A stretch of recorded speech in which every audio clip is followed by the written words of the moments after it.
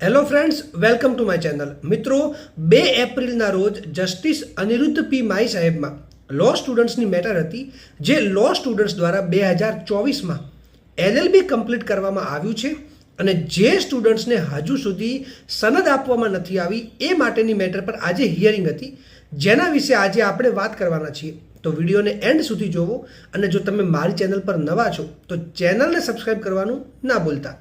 મિત્રો, આજે લો સ્ટુડન્ટ્સના એડવોકેટ શરૂઆતમાં કહ્યું કે આ કોર્ટના ઓર્ડર પછી જે સ્ટુડન્ટ્સને AIB આપવા માટે પ્રોવિઝનલ સનદ આપવામાં આવી હતી અને એ સ્ટુડન્ટ્સે AIB ક્લિયર પણ કરી છે, તો જેટલા સ્ટુડન્ટ્સે AIB ક્લિયર કરી છે એમને તો એટલીસ્ટ અત્યારે સનદ આપવામાં આવવી જોઈએ, એઝ એન એડવોકેટ એનરોલ કરવા જોઈએ. હવે બાર કાઉન્સિલના એડવોકેટને પૂછવામાં આવ્યું કે શું પરિસ્થિતિ છે, તો એમણે કહ્યું કે લો કોલેજીસની મેટર જસ્ટિસ નિર્જર દેસાઈ સાહેબમાં છે અને એમાં આજે ઇન્સ્ટ્રક્શન માટે મેટર રાખી હતી. તો એમાં એવી ઇન્સ્ટ્રક્શન મળી છે કે બાર કાઉન્સિલ ઓફ ઇન્ડિયા તરફથી કે જેટલી પણ ગ્રાન્ટેડ લો કોલેજીસ છે તેમાં 8+1 ફેકલ્ટીઝ હોવા જોઈએ. હવે સ્ટુડન્ટ્સ કેપેસિટી હાફ કરવામાં આવી છે, તો ફેકલ્ટીઝ પણ હાફ કરીએ તો 4+1 ફેકલ્ટીઝ થાય. તો જો આ કોર્ટ આવો ઓર્ડર કરે કે 4+1 ફેકલ્ટીઝ ઇનફ છે તો બાર કાઉન્સિલ એને કન્સિડર કરીને આગળ વધશે. હવે મિત્રો, આ જેટલી ગ્રાન્ટેડ લો કોલેજીસમાં એપ્રુવલ નથી એમાંથી અમુક લો કોલેજીસને એપ્રુવલ મળી ગયું છે, કેમ કે એમને રેગ્યુલરાઇઝ કરવા માટે બધી જ પેમેન્ટ કરી દીધી છે. હવે એક કોલેજીસના નામ છે, 1 Dosabhai law college, 2 Siddharth law college અને 3 VT ચોકસી લો કોલેજ. હવે મિત્રો, જે બાકીની કોલેજીસ છે એમના વિશે પણ આપણે આગળ ચર્ચા કરીશું, પણ આજે કોલેજીસને રેગ્યુલરાઇઝ કરવામાં આવી છે એમના સ્ટુડન્ટ્સને હવે જલ્દી જ સનદ મળી જશે, જેમણે સનદ માટે એપ્લાય કરેલ હશે. અને જે લોકોને સનદ માટે એપ્લાય કરવાનું બાકી છે એ લોકોને જો ખબર ના હોય કે સનદ માટે કઈ રીતે એપ્લાય કરવું, તો એ માટેનો વિડીયો તમને મારી ચેનલ પરથી મળી જશે, જે માટેની લિંક હું તમને કમેન્ટ સેક્શનમાં આપી દઈશ. હવે મિત્રો, લો કોલેજીસની મેટર હવે 16 એપ્રિલના રોજ રાખવામાં આવી છે. ત્યાં સુધી ગવર્મેન્ટને રિક્વેસ્ટ કરવામાં આવી છે કે એ ગ્રાન્ટેડ કોલેજીસમાં 4+1 યા 8+1 ફેકલ્ટીઝ પ્રોવાઈડ કરે યા કોલેજીસને એમની રીતે એપોઇન્ટ કરવા દે. અને આ વખતે શાયદ ગ્રાન્ટેડ કોલેજીસમાં 2 ડિવિઝન હોઈ શકે છે, એ માટેની બી રિક્વેસ્ટ કરી છે, જેમાં એક ડિવિઝનમાં 60 સ્ટુડન્ટ હશે જે ગ્રાન્ટીન એડ કોલેજમાં રહેશે અને સેમ કોલેજમાં એક ડિવિઝનમાં 60 સ્ટુડન્ટ હશે એ સેલ્ફ ફાઇનાન્સ મોડથી ઓપરેટ કરશે, એટલે કે જેની ફીસ વધારે હશે.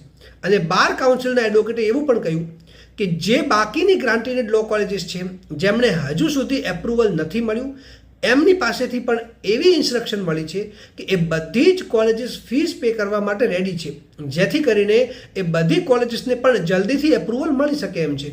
પછી લો સ્ટુડન્ટ્સના એડવોકેટે એમ કહ્યું કે આ બધી જ વાત સાચી છે, બટ અમે લાસ્ટ કેટલા મંથથી એપ્લાય કર્યું છે સનદ માટે અને અમને હજુ સુધી સનદ નથી મળી કે નથી અમે પ્રેક્ટિસ સર્ટિફિકેટ મળ્યું, અને અમે બાર કાઉન્સિલ ઓફ ગુજરાતમાં અંડરટેકિંગ આપ્યું હતું ફોર્મ ભરતી વખતે કે અમે બીજી કોઈ જોબ કે બિઝનેસ નહીં કરીએ, તો અમે આટલા months after completing our studies idle બેસી રહ્યા છીએ. હવે જે બી મિસ્ટેક્સ હતી એ યુનિવર્સિટી અને બાર કાઉન્સિલ વચ્ચે હતી, એમાં લો સ્ટુડન્ટ્સની કોઈ મિસ્ટેક નથી અને તેથી તેમના દ્વારા કરેલ સ્ટેટમેન્ટથી એ પાછા ના હટી શકે.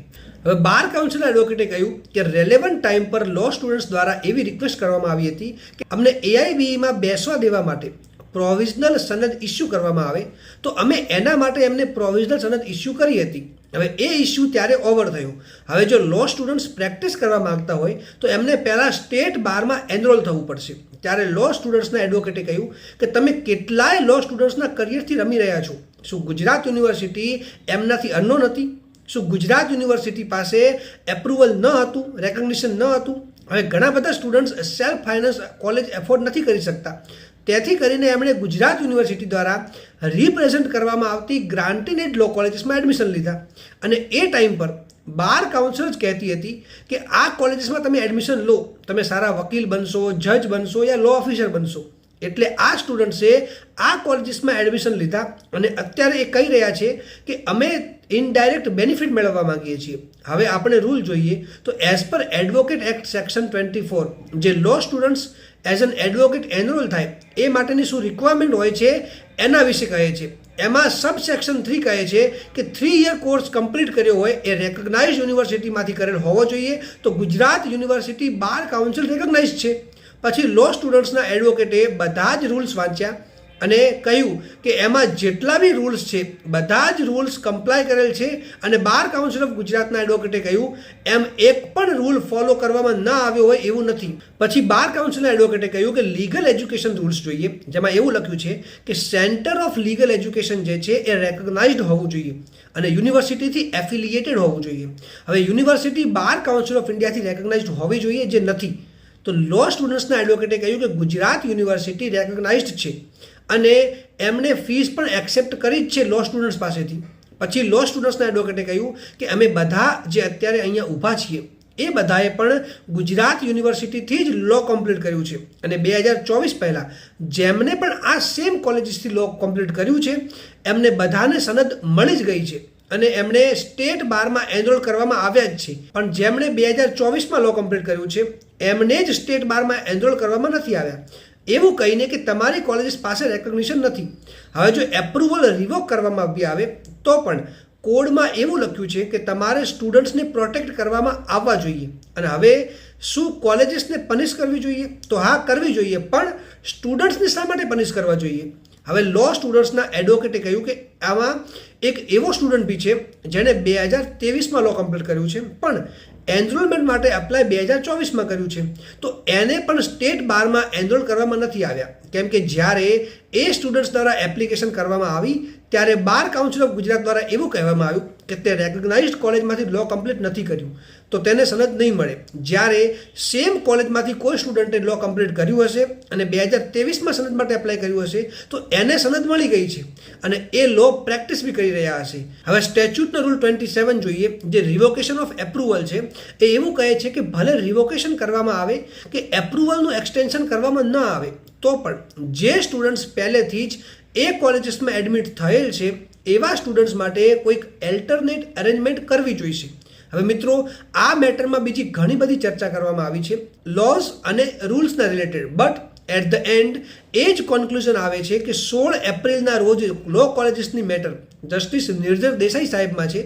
એ દિવસે આ બધું જ ક્લિયર થઈ જશે એવી સંભાવના છે, કેમ કે ઓલમોસ્ટ બધી જ ગ્રાન્ટેડ લો કોલેજીસ ફીસ પે કરવા માટે પણ રેડી છે અને એનાથી એમને રેકગ્નિશન મળી જશે અને રેગ્યુલરાઇઝ પણ થઈ જશે. જેથી જે સ્ટુડન્ટ્સને એમની કોલેજીસ રેકગ્નાઇઝ નથી એના કારણે સનદ કે પ્રોવિઝનલ પ્રેક્ટિસ સર્ટિફિકેટ ઇસ્યુ કરવામાં નથી આવ્યા, એ ઇસ્યુ કરવામાં આવશે અને એનાથી આ યર ગ્રાન્ટેડ લો કોલેજીસમાં ન્યૂ એડમિશન પણ થઈ શકે છે. અને આ મેટરની નેક્સ્ટ ડેટ કહી શકાય કે લાસ્ટ હિયરિંગ ડેટ 21 એપ્રિલના રોજ 3:45 પર રાખવામાં આવી છે. હવે મિત્રો, 16 એપ્રિલના રોજ જે પણ અપડેટ આવશે એના વિશે તમને ઇન્ફોર્મેશન મારી ચેનલ પરથી મળી જશે.